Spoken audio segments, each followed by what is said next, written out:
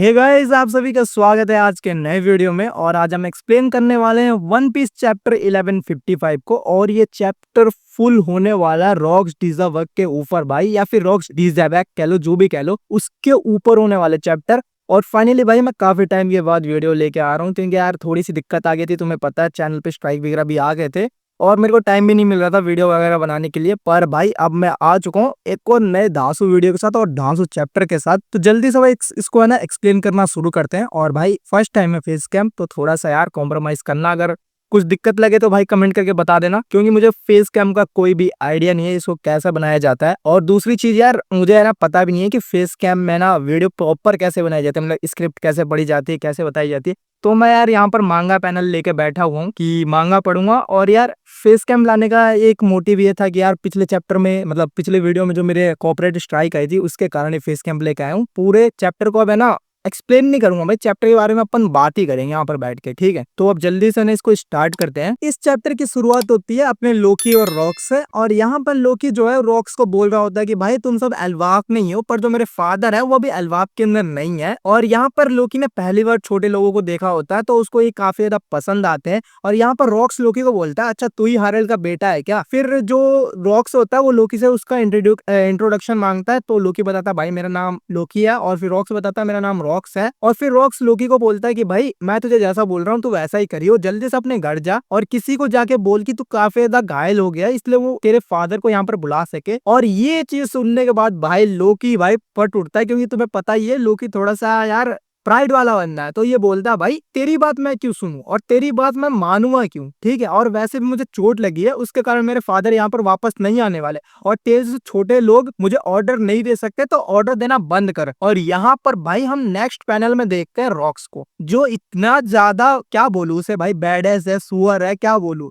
ये बंदा भाई एक पल के लिए सोचता नहीं है, ये क्या करता है अपने स्वॉर्ड को निकाल लेता है और हाकी से कोट करके अटैक करने वाला होता है। और यहाँ पर हमें इसके स्वॉर्ड के बारे में थोड़ा सा बताया जाता है। जो रॉक्स है ना वो प्रॉपर स्वॉर्डमैन है ही नहीं, स्वॉर्ड्समैन है ही नहीं। ये बंदा क्या करता है अपने स्वॉर्ड का यूज करता है एक हैमर या फिर कैनन बॉल की तरह, ये चीजों को डिस्ट्रॉय कर देता है काटने की जगह। जैसे कि हम मीहो और जोरो को देखते हैं, ये क्या करते हैं चीजों को काटते हैं, ये बंदा क्या करता है डिस्ट्रॉय कर देता है चीजों को, समझ आया।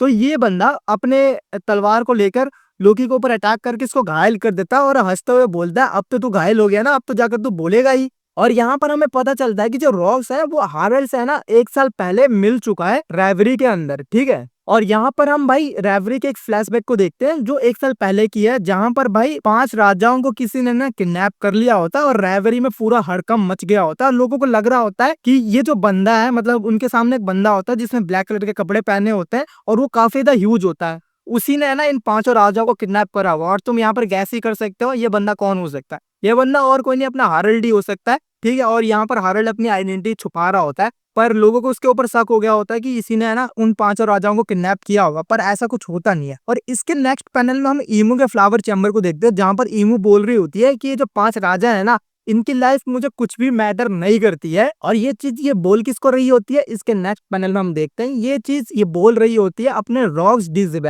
को। भाई समझ आया, इस बंदे का ऑरा इस पैनल में देख सकते हो भाई। ये बंदा बिल्कुल फुल चौड़ में बैठा, जैसे अभी मैं बैठा हूँ। मैं थोड़ा सा अभी नर्वस भी हूँ भाई वैसे, क्योंकि पहली बार वीडियो बना रहा हूँ। बट जो रॉक्स डिज़र्व है ना ऐसा बैठा हुआ बिल्कुल फुल चौड़ में गन को लहराते हुए। और यहाँ पर हम ईमू को भी देखते हैं, उसके सामने उसकी सर्वेंट होती है जो नील डाउन होती है, मतलब घुटने में बैठी होती है।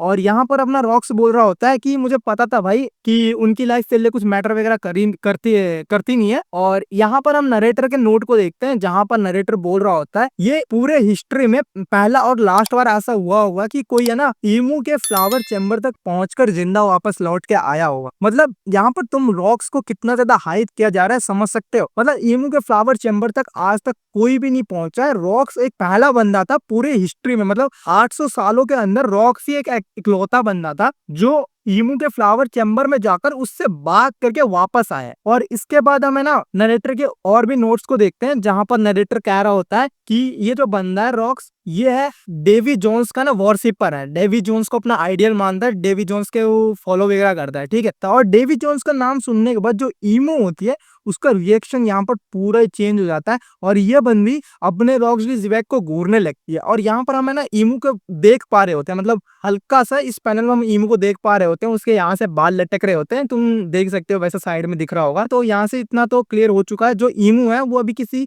फीमेल बॉडी के अंदर है, या शायद से ये फीमेल ही है, पता नहीं, लेकिन अभी फीमेल बॉडी के अंदर ही है। और यहाँ पर ईमू रॉक्स को घूर रही होती है। और इसके आगे जो नरेटर बोलता है ना भाई, ये दिमाग घुमाने वाला चीज है। नरेटर यहाँ पर बोलता है कि उस बंदे ने यहाँ पर कुछ नहीं करा, क्योंकि उसको पता था कि वो यहाँ पर कुछ भी नहीं कर सकता, लेकिन यहाँ से जाने से पहले उस बंदे ने बोला कि मैं जरूर यहाँ पर वापस आऊंगा, मतलब इस जगह पे मैं जरूर वापस आऊंगा। और ये कौन है? ये अपना रॉस्ट जिवैक है, कि ईमू को एक वार्निंग दे के आया ये बंदा। इसको पता था कि ये वहां पर कुछ नहीं कर सकता, ना चाहते हुए भी कुछ नहीं कर सकता, चाहेगा तो भी कुछ नहीं कर सकता, समझ आया? बस ये एक वार्निंग दे के वहां से निकल गया। और ये इंसिडेंट के बारे में आज तक किसी को बता ही नहीं गया, ये वहीं पर दबा दी गई है, जो नरेटर आगे यहाँ पर बता रहा है। और यहाँ पर उसी दिन एक और बंदे ने इन्फिल्ट्रेट किया था, मतलब होली लैंड के अंदर घुसा था। ये और कोई नहीं होता है, ये बंदा अपना हरल्ड ही होता है, जिसको देख कर सेलेस्टियल ड्रैगन्स कह रहे होते हैं भाई इसको यहीं पर मार देना चाहिए। कोई कह रहा होता है भाई इसको पकड़ कर ना हम मूर्ति बना के रखते हैं, फलाना ठिकाना। और इसके नेक्स्ट पैनल में हम देखते हैं जो हरल्ड होता है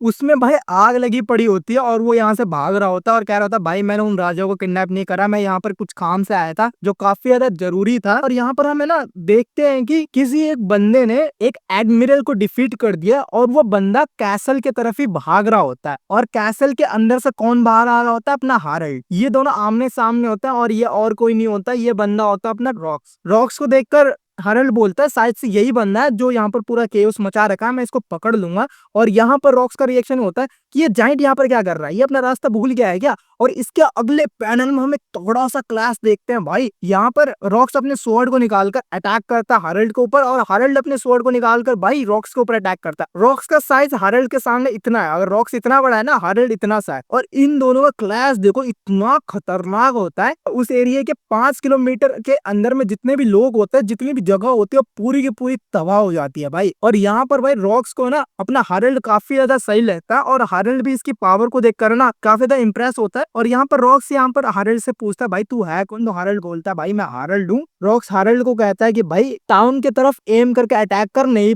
तो यहाँ पर हम दोनों ही कैप्चर हो जाएंगे। और ये दोनों अटैक भी करते हैं। फिर अटैक करने के बाद ये सब यहाँ से भाग रहे होते हैं। और यहाँ पर अपना जो हरल्ड होता है वो रॉक्स से बोलता है भाई अलवाफ जाने का रास्ता कहाँ है? तो रॉक्स बोलता है भाई उस तरफ है, उस तरफ से जा। रॉक्स हरल्ड को कहता है कि भाई मैं तेरे से जरूर मिलूंगा, पर जो हरल्ड होता है वो बोलता है मैं तेरे जैसा क्रिमिनल से नहीं मिलने वाला भाई, ये तो तू सपना देख। और भाई जो हरल्ड होता है वो भाई रेड लाइन के ऊपर से ही कूद जाता है। सोचो भाई रेड लाइन कितना ऊंचा है, वहीं से कूद जाता है। इसको देख के अपना है ना रॉक्स पूरा ही सॉफ्ट हो जाता है। और इसके बाद हमें पता चलता है रॉक्स ने जिस एडमिरल के ऊपर अटैक किया होता है उसको भाई नेवी के सोल्जर्स काफी ज्यादा बचाने का ट्राई वगैरह करते हैं, पर उसको वो बचा नहीं पाते, वो बंदा वहीं पर निपट के खत्म हो जाता है। और उसके बाद भाई रॉक्स के ऊपर एक तगड़ी सी बाउंटी छपती है, और यहाँ पर हम मैंने उसका एक वांटेड पोस्टर देखते हैं, पर उसके बाउंटी के बारे में अभी रिवील नहीं किया गया कि उसकी बाउंटी क्या है क्या नहीं, पर हम इसके वांटेड पोस्टर को यहाँ पर देख पाते हैं। और इसके कुछ टाइम बाद रॉक्स अटैक करता है एक ऐसे शिप पर जो भाई सेलेस्टियल ड्रैगन्स के लिए ट्रिब्यूट लेकर, मतलब हेवेनली ट्रिब्यूट लेकर जा रही होती है, और उसको पूरा लूट लेता है। और साथ में ही वो जस्टिस गेट्स को भी डिस्ट्रॉय कर देता है और उनको भी लूट लेता है। और इसके बाद है ना हमें बताया जाता है जो रॉक्स है उसके जितने भी कारनामे होते हैं वो सब वर्ल्ड गवर्नमेंट के खिलाफ ही होते हैं, पर उसका जो मेन मोटिव होता है वो पायरेट शिप्स के ऊपर होता है।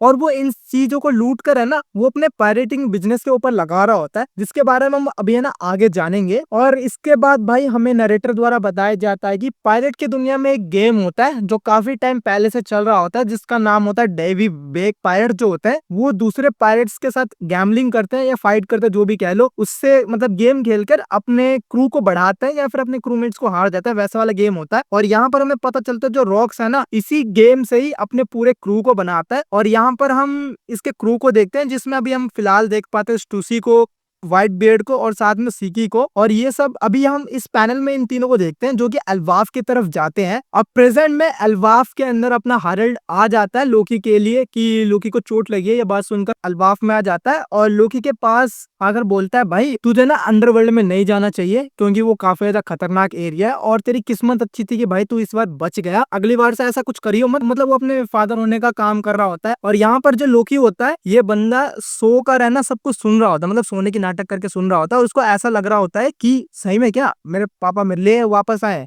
यार ऐसा हो नहीं सकता, शायद ये कोई कोइंसिडेंस होगा। मतलब इस बंदे को ना अभी भी विश्वास नहीं होता कि उसके जो फादर है उसके लिए आया। मतलब यार जाहिर सी बात है, इस बंदे के साथ जो जो हुआ है तो ये कैसे ही यार इतनी जल्दी बिलीव कर सकता है, ठीक है। और इसके नेक्स्ट पैनल में हम देखते हैं हारल्ड को, जो रॉक को देखकर पूरा सॉल्व होता है और वो बंदा पूछता है कि तू यहाँ पर कर क्या रहा है, तो रॉक से बोलता है अबे मैं तेरे से ही मिलने आया हूँ भाई। और इसके नेक्स्ट पैनल में हम रॉक्स को देखते हैं जो बिल्कुल बहुत खुश होता है, और इसका जो लुक है ना अभी ये डिट्टो अपने लोकी का लुक है, ठीक है। मतलब लोकी इससे इतना ज्यादा इंस्पायर होता है कि वो रॉक्स के जैसे ही कपड़े पहनने लगता है, उसके जैसे केप लहरा लेता है, उसके जैसे पैंट बूट्स जो भी हमने देखा है ना बिल्कुल डिट्टो रॉक्स के जैसा ही करता है। और यहाँ पर भाई जो रॉक्स होता है वो अपने हारल्ड को कहता है कि भाई तू मुझको ज्वाइन कर ले, जिससे है ना हम पूरे वर्ल्ड को कॉन्करर कर लेंगे। और वैसे भी भाई जो वर्ल्ड गवर्नमेंट है वो तेरी बात वगैरह सुन नहीं रही है। तो यहाँ पर जो हारल्ड बोलता है तू चुप रह भाई, मैं तेरी कोई बात नहीं सुनने वाला। अगर मैं तेरे साथ मिल जाऊंगा ना, जिनसे मेरी दोस्ती हुई है, जिन कंट्री से मेरी दोस्ती है ना, वो भी मुझे छोड़ के चले जाएंगे। तो यहाँ पर रॉक्स बोलता है भाई तो तू क्या उनके अंडर में रह के काम करेगा? तो अपना जो हारल्ड होता है बोलता है नहीं भाई मैं कोई तरीका देख लूंगा। और ये बात सुनकर अपना जो रॉक्स होता है वो बंदा बोलता है हारल्ड को अबे भाई तू कैसी बात कर रहा है, तू अल्वाफ का बंदा है भाई, अल्वाफ का वॉरियर है। अल्वाफ एक ऐसी जगह है जहाँ पर माइटी वॉरियर्स रहते हैं, उनको जो चीजें चाहिए होती है उनको डिस्ट्रॉय करके पा लेते हैं, मतलब पेल पाल के पा लेते हैं।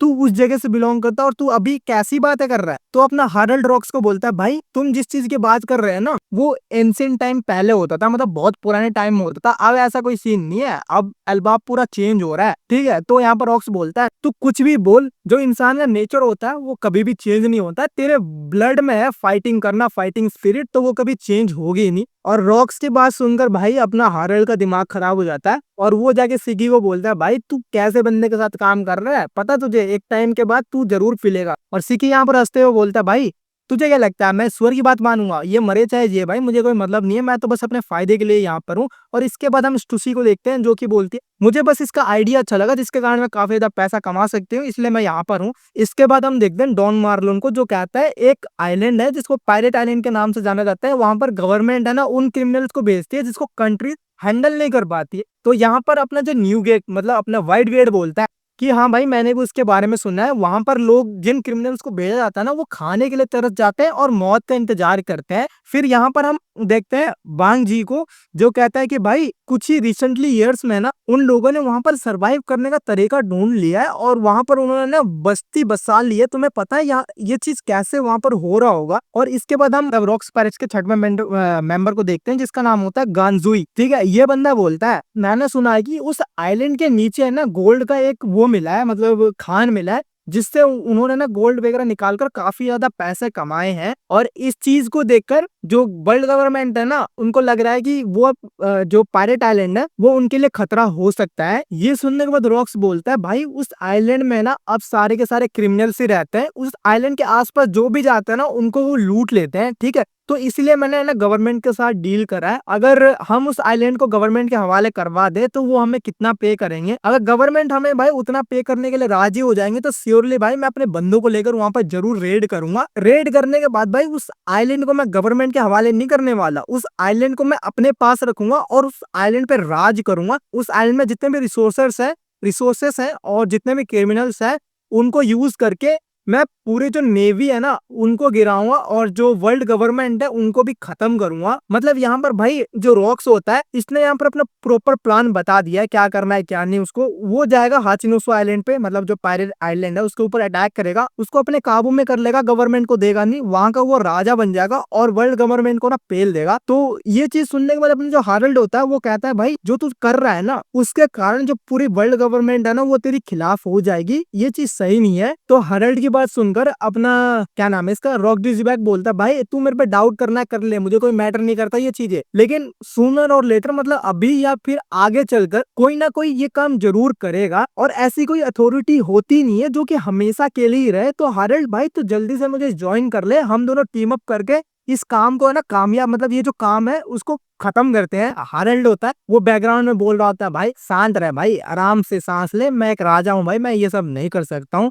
तो यहाँ पर रॉक्स बोलता है तू राजा हुआ था क्या हुआ भाई, ये कुछ मैटर नहीं करता, मेरे को जल्दी से ज्वाइन कर। और इसके बाद हम नरेटर के नोट को देखते हैं जहां पर नरेटर कह रहा होता है अब लोकी को पता चल गया होता है कि भाई लोकी को आगे क्या करना है, मतलब समझ सकते हैं लोकी को अपना आइडियल मिल चुका है यहाँ पर। और फिर हम यहाँ पर 4 साल बाद के सीन को देखते हैं जहां पर हमें पता चलता है कि भाई रॉक्स ने हारेल्ड को काफी बार कहा होगा, बहुत बार कहा है कि भाई मेरे को ज्वाइन कर, मेरे को ज्वाइन कर, मेरे को ज्वाइन कर, पर हारेल्ड ने बार बार मना कर दिया। और 4 साल के बाद भाई रॉक्स भी थक हार के कहता भाई छोड़ो हटाओ भाई, मुझे अपने ड्रीम को कंप्लीट करना है, पूरा करना है। और वो अपने क्रूमेट्स को लेकर यहाँ से निकल पड़ता है पूरे वर्ल्ड पर राज करने के लिए। यहीं पर अपना ये वाला चैप्टर भी खत्म हो जाता है। तो गाइस आज के वीडियो के लिए इतना ही। और भाई इस चैप्टर में क्या कहूँ मैं, अल्फाज नहीं है भाई, तुमने देखा ही हो कितना खतरनाक चैप्टर है ये। भाई पूरे चैप्टर में रॉक्स को हाइप किया गया है। भाई ईमू को हल्का सा क्लिप दिखाया गया कि भाई ईमू मेल है या फीमेल। रॉक्स के बारे में काफी कुछ बताया गया, हारेल्ड के बारे में हमें पता चला, लोकी का आइडियल के बारे में पता चला, लोकी के बारे में काफी कुछ पता चला। भाई